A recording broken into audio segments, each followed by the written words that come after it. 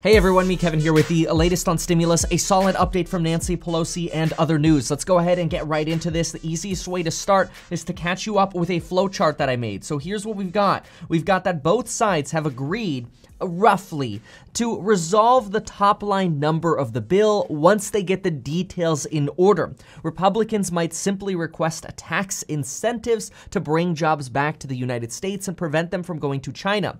Democrats have not budged off their $2.2 to $2.4 trillion figure. Both sides have agreed on a national testing strategy and verbiage for that. Both sides have agreed on OSHA protections. Those are for workers with liability protections. Both sides have agreed on stimulus checks and unemployment length. That would be from approximately September 6th or September 13th. They haven't clarified which starting date they're going with, through the end of January, which is when the next Congress and potentially next president would be taking over, or the current president would continue their term. On stimulus checks, the item that remains in the air is whether or not individuals who are undocumented with ITIN numbers, which means they're paying taxes or able to pay taxes, whether or not they would receive the $1,200. Republicans find that this might be a poison pill, and they demand no checks to those with ITIN numbers, where Democrats say yes, $1,200 checks to those with ITIN numbers. Unemployment amount also remains in the air. Republicans want $400 per week, and they see that more is a poison pill because it might disincentivize work, despite multiple economists having come out to say that no, there is not a disincentive to work. A lot of arguments on both sides for this. Consumer protections in liability protections remain up in the air. So remember, we've got those liability provisions. Now we have worker protections, but we still don't have consumer protections. So you walk into a store and you think you got COVID because of a restaurant or whatever. What kind of protections are you afforded as a customer? They've already worked out the details for, say, the wait staff or the cooks. Families with child dependents receiving tax credits or $1,000 stimulus checks. We don't know which direction we want to go on that yet. Republicans just want to give $1,000 to child dependents, 17 and under. And Democrats want to provide larger tax credits. School funding remains up in the air. Democrats want $200 billion. Republicans want $105 billion. I should have added here that state and local government funding also remains up in the air.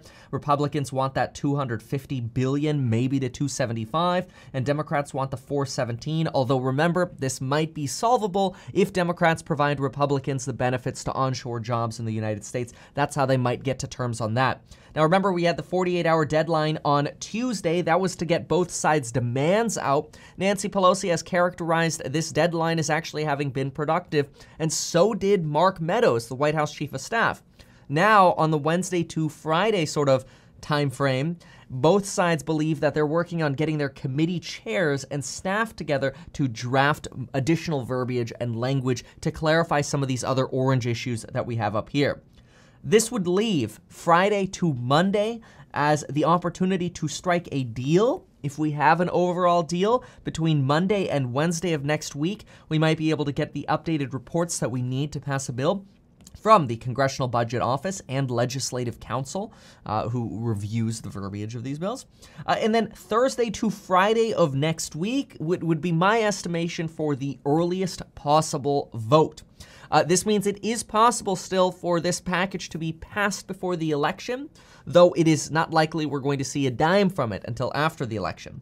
If there is no vote by the election and Donald Trump wins, Democrats may lose power and may end up holding up a bill, a stimulus package. I'm not sure why, but they might. If Trump loses, Democrats may want to wait until Biden is in January to do a potentially larger package, and it's possible that Trump may sandbag in the lame duck session. So whatever person loses, whether they're Democrats or it's the Republicans, it's possible they might sandbag during the lame duck, which would be very wrong. But it's possible. And I'm equally saying that. Democrats could do that or Trump could do that.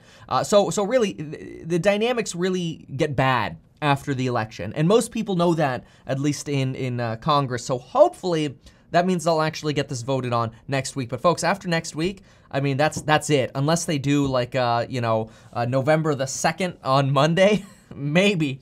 Maybe, but that would be their literally their last day. And I doubt they're going to do it on election day, although that would be freaky. Furthermore, Nancy Pelosi just finished her press conference, and for me to go through this, I just want to make sure that you have your life insurance, which you can get in as little as 5 minutes. Link down below. Android Pay, Apple Pay for it. You don't have to meet anyone. You don't have to get tested. You don't have to do anything. Just check it out down below. Also, you can get 3 free stocks with Webull. Deposit $100. They give you 3 free stocks now, only through the end of the month. So it's sort of like a Halloween bonus. Nancy Pelosi states that we have not yet come to terms on family and school aid. However, this is a good one. Quote, "We are just about there on a stimulus agreement." That was her quote. We are just about there. That's actually a very optimistic quote from her. She stated that. She also said that, "I do believe both sides want to reach an agreement, and I wouldn't spend 5 seconds with Mnuchin unless we were making progress," she says. She further says, "We should pass this bill before the election, but that's up to them," aka that's up to Republicans in the Senate. "We won't take less of a bill to get it done sooner," says Nancy Pelosi. Steve Mnuchin is expected to be back to work today from the Middle East to help finalize the deal and some remaining details. So he has today and tomorrow to work with Nancy Pelosi on that. For stocks, multiple tech stocks are pulling back, and they have been for the last 3 days. This is probably coming up to election uncertainty and, well, stimulus uncertainty. I am updating my 1337 slightly to a version 13. Do not sell any of these. Do not rebalance if you're investing in that. But you could always take a look at which stocks are my favorites right now by going to metkevin.com/1337V13.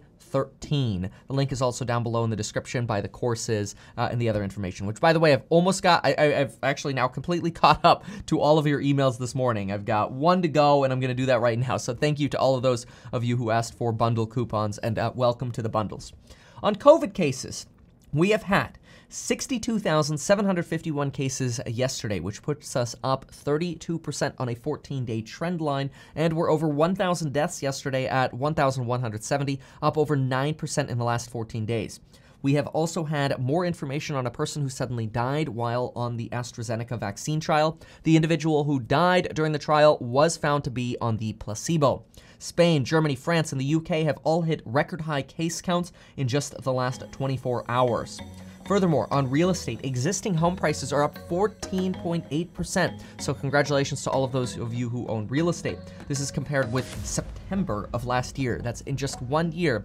Real estate has skyrocketed 14.8%, with existing home sales over the last month going up 9.4%. That's the amount of sales, which, again, absolutely insane gains. That's the update for today. Check out the links down below. Thank you so much for watching. If you liked it, consider sharing it. And folks, we'll see you in the next video.